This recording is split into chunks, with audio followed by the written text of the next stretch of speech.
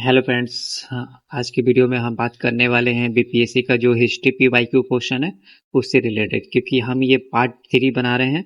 चलिए पहला क्वेश्चन हम समझते हैं। पहला जो क्वेश्चन है वो बोल रहा है 1857 के विद्रोह के बाद ब्रिटिश सरकार ने सिपाहियों का इन प्रांतों का चयन किया था।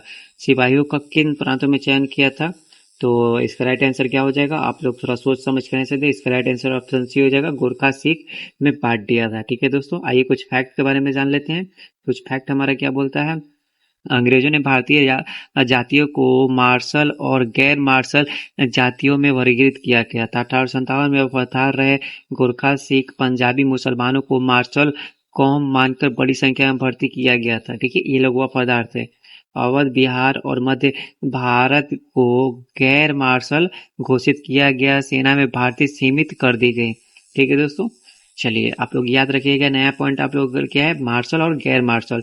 बिहार किस में आता है? गैर मार्शल में आता है। ठीक है, नेक्स्ट क्वेश्चन 1857 के भारत के गवर्नर जनरल कौन था? तो कैनिंग था।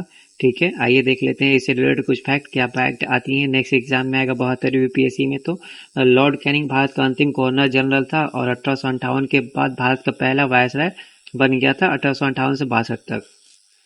कैनिंग के कार्यकाल में 1857 के कलकत्ता, बम्बई, मद्रास में 3 प्रेसिडेंटी विश्वविद्यालय बने। ठीक है, फिर बताई गई हैं 1860 में लॉर्ड कैनिंग के समय ही भारतीय आईपीसी लागू हुई। ठीक है दोस्तों, फिर उसके बाद बताया गया है कि विद्रोह के बाद संयमित नीति अपनाने के कारण उसे व्यंगक में क्लेमेसी कैनिंग कहा गया। ठीक है, चलिए नेक्स्ट क्वेश्चन आते हैं। 1857 की क्रांति सर्वप्रथम कहाँ से प्रारंभ हुई? तो मेरठ से। ये तो देखते ही आप मान लीजिए कि ऐसा एग्जाम में क्वेश्चन मिल जाता है इजी इजी। ठीक है, कभी कभी। चलिए आते हैं कुछ मेन पॉइंट के बारे में। 24 अप्रैल 1858 को मेरठ के 85 सैनिकों ने कारतूस छूने से मना कर दिया, जिन्हें 9 मई को 10 वर्ष की कड़ी सजा कैद दी गई। 10 मई 1857 के सैनिकों ने जेल तोड़कर साथियों को छुड़ाया और दिल्ली चलो का नारा दिया। मेरठ विद्रोह के समय मेरठ छावनी का ब्रिटिश कमांडर जनरल हैविट था। ठीक है, जनरल हैविट याद रखिएगा आप लोग। क्रांति का गुप्त संदेश गांव गांव में कमल का फूल और रोटी के माध्यम से फैलाया गया था। ठीक है दोस्तों, चलिए the next question is that किसने कहा था कि 1857 की घटना प्रारंभ धर्म के संघर्ष से शुरू होकर स्वतंत्रता संग्राम के रूप में हुआ था? तो किसने कहा था? तो इसका राइट आंसर क्या हो जाएगा दोस्तों?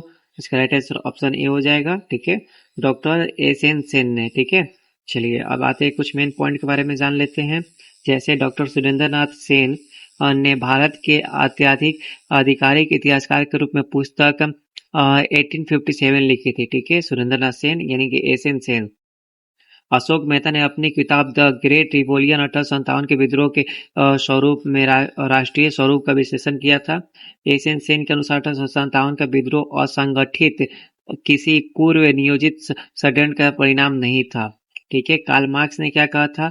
न्यूयॉर्क डेली ट्रिब्यूट में लेख लिखकर इसे भारतीय का राष्ट्रीय विद्रोह माना था। ठीक है दोस्तों, चलिए the next question is that आधुनिक भारत से है। ठीक है, अब देखिए यहाँ पे सभी आधुनिक भारत ही पढ़ रहे हैं हम लोग। यहाँ बताया गया कि हुड के 1854 के ऑपरेशन के संबंध में बताना है कौन सा कथन सही है। इससे ने उससे अध्ययन के लिए शिक्षा के माध्यम के रूप में अंग्रेजी सिफारिश की। इसने महिला शिक्षा और व्यावसायिक प्रशिक्षण पर जोर दिया। तो इसका राइट आंसर क्या हो जाएगा? सी। एक और दोनों के दोनों सही है। ठीक है, आइए कुछ फैक्ट के बारे में जान लेते हैं। इससे रिलेटेड और एग्जाम में क्या क्वेश्चन बन सकते हैं। देखिए, चार्ल्स वुड के 1854 के डिस्पैच को भारतीय शिक्षा का मैग्ना कार्टा कहा जाता है। इसने प्राथमिक शिक्षा मातृभाषा में, उच्च शिक्षा अंग्रेजी माध्यम में देने की सिफारिश की थी। ठीक है, इसने निजी संरक्षण संस्थानों को बढ़ावा देने के लिए अनुदान सहायता प्रणाली भी शुरू की थी। ठीक है दोस्तों, फिर उसके बाद बताई गई है वुड डिस्पैच के आधार पर 1857 में कलकत्ता, बम्बई और मद्रास विश्वविद्यालय की स्थापना हुई थी, जो कि अभी हम लोग कैनिंग के बारे में पढ़े थे।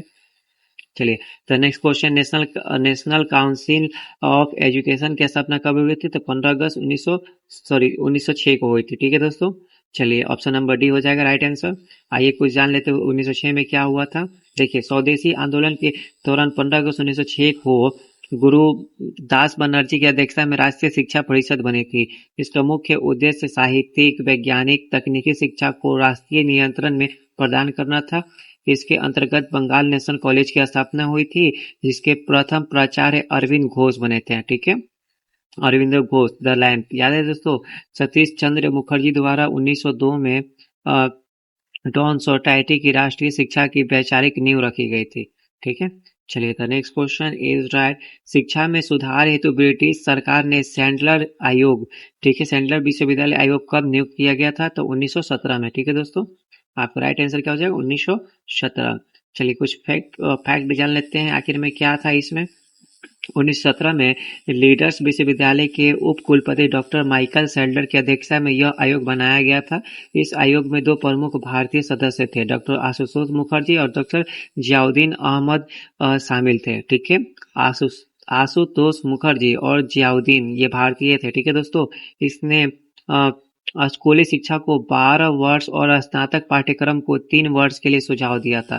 यानी कि हम लोग जो पिछला बार करते आ रहे हैं, आप और हम जो ग्रेजुएशन किए हैं, इंटरमीडिएट किए हैं, ये सैंडलर आयोग का ही देन था। ठीक है दोस्तों, चलिए कलकत्ता विश्वविद्यालय की समस्याओं के अध्ययन हेतु गठित आयोग के सुझाव को पूरे भारत में लागू किया गया था। ठीक है, चलिए next question is that Surendra Banerjee को किस वर्ष भारतीय सिविल सर्विसेज से हटाया गया? देखिए यहाँ बोल रहा है किस वर्ष हटाया गया था, तो इसका राइट आंसर क्या हो जाएगा? 1874 को हटाया गया था सुरेंद्र बनर्जी को। क्यों हटाया गया था, आइए हम जान लेते हैं क्या हुआ था आखिर में। देखिए सुरेंद्र बनर्जी ने 1869 में आईएससी परीक्षा पास की और सिलहट में सहायक मजिस्ट्रेट की नियुक्ति हुई थी। ठीक है, यानी कि एसडीएम जैसा। इन्हें 1874 में एक मामूली प्रतीकात्मक त्रुटि के आधार पर नस्लीय भेदभाव के कारण बर्खास्त कर दिया गया था। ठीक है, इनके बाद उन्होंने 1876 में आनंद मोहन बोस के साथ मिलकर इंडियन एसोसिएशन की स्थापना की थी। ठीक है, इंडियन एसोसिएशन जन जागृति फैलाने के कारण उन्हें भारत का राष्ट्रगुरु और इंडियन बर्क कहा जाता है। ठीक है, चलिए राष्ट्रगुरु इंडियन बर्क।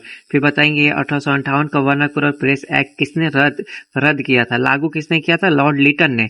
रद्द किसने किया था? लॉर्ड रिपन में। तो राइट आंसर ऑप्शन ए हो जाएगा। ठीक है, चलिए आते हैं कुछ फैक्ट जान लेते हैं हम लोग इसके बारे में। देखिए 1878 में लॉर्ड लिटन ने भाषा के पत्रों पर नियंत्रण हेतु वर्नाकुलर प्रेस एक्ट लाया था। ठीक है, इस कानून में मजिस्ट्रेट के आदेश के विरुद्ध अपील का अधिकार न होने से इसे गैंगिंग एक्ट कहा गया। 1882 में उदारवादी लॉर्ड रिपन ने स्वतंत्रता बहाल कर दी थी। ठीक है दोस्तों, मतलब इसको रद्द कर दिया था जो ये अधिनियम आया था। ईश्वर चंद्र विद्यासागर का पत्र सोम प्रकाशन इस एक्ट के तहत सबसे पहले दंडित किया गया था, सोम प्रकाश। ठीक है, आप लोग इसे याद रखें। निम्नलिखित में कौन सा एक राष्ट्रवादी समाचार पत्र नहीं था लिखा गया है?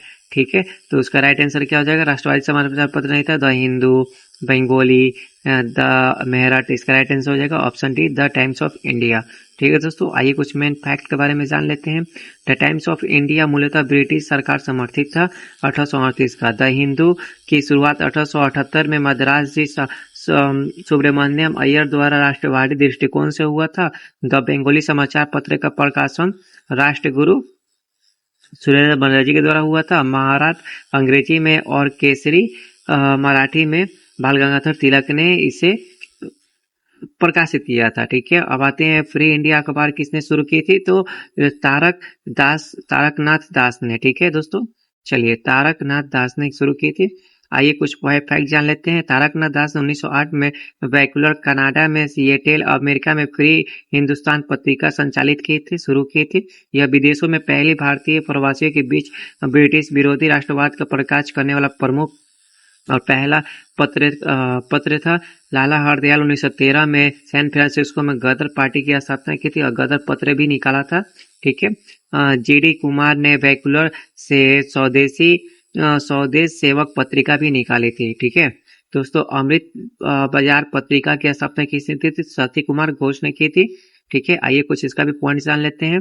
अमृत बाजार पत्रिका 1868 में सती कुमार घोष ने की थी और मोतीलाल नेहरू की तरह 1877 वर्नाकुलर प्रेस एक्ट से बचने के लिए रातों रात अंग्रेजी में भाषा में बदल दी गई थी। ठीक है, गिरीश चंद्र घोष ने द बंगाली 1862 में, द पैट्रियोटिक 1853 में स्थापना की थी। हरीश चंद्र मुखर्जी ने हिंदू पैट्रियोटिक के जरिए 1859-1960 में बंगाल ने विद्रोह का पुनर्जोर समर्थन किया था। ठीक है दोस्तों, आज के लिए इतना ही। वीडियो लंबा हो जाएगा। वीडियो अच्छी लगी तो एक लाइक और सब्सक्राइब जरूर करें, ये मेरी मोटिवेशन के लिए है। तो मिलते हैं नेक्स्ट वीडियो में। थैंक्स फॉर वॉचिंग दोस्तों।